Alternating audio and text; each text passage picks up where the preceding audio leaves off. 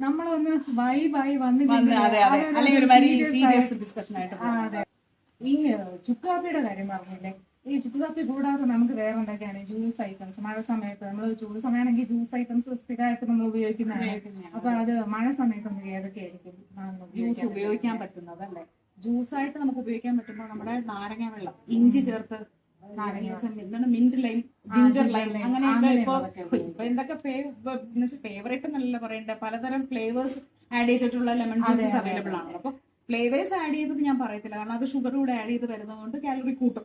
അപ്പൊ എല്ലാവരും നല്ല ഹെൽത്ത് കോൺഷ്യസ് ആയതുകൊണ്ട് അപ്പോൾ നമ്മൾ നോക്കുമ്പോൾ ലെമൺ ജ്യൂസ് വരുമ്പോൾ ഇഞ്ചി ഇട്ട നാരങ്ങ വെള്ളം അല്ലെങ്കിൽ മിന്റ് ചേർത്ത നാരങ്ങ വെള്ളം ഒക്കെ വളരെ നല്ലതാണ്. ഐസ് ഇടാതെ ഉപയോഗിക്കാം.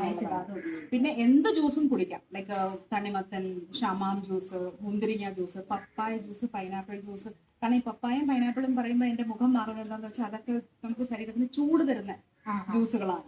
പക്ഷെ വാട്ടർമെലോൺ, ഷമാം എന്നൊക്കെ പറയുമ്പോൾ ശരീരത്തിന് തണുപ്പ് തരുന്നതാണ്. അപ്പൊ ഈ മഴക്കാലത്ത് നമുക്ക് അതിന്റെ ഉപയോഗം ആവശ്യമില്ല, തണുപ്പിന്റെ ആവശ്യമില്ല.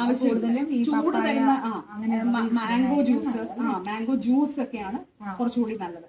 കഴിവതും ഷേക്കുകൾ നമ്മൾ ഉപയോഗിക്കാതിരിക്കുക, കാരണം ഷേക്ക് വരുമ്പോൾ അതിനകത്ത് തണുത്ത പാല് അല്ലെങ്കിൽ ഐസ്ക്രീം ആഡ് ചെയ്തിട്ടുള്ള ഒരു ഇതായിരിക്കുമല്ലോ വരുന്നത്. അപ്പൊ ഷേക്കുകൾ അവോയ്ഡ് ചെയ്ത് ഫ്രഷ് ജ്യൂസ് തന്നെ ഉപയോഗിക്കാനായിട്ട് ശ്രദ്ധിക്കുക. അപ്പം കുറച്ചും കൂടി ഇമ്മ്യൂണിറ്റി നമുക്ക് അതിൽ ബൂസ്റ്റ് ചെയ്ത് എടുക്കാൻ പറ്റും.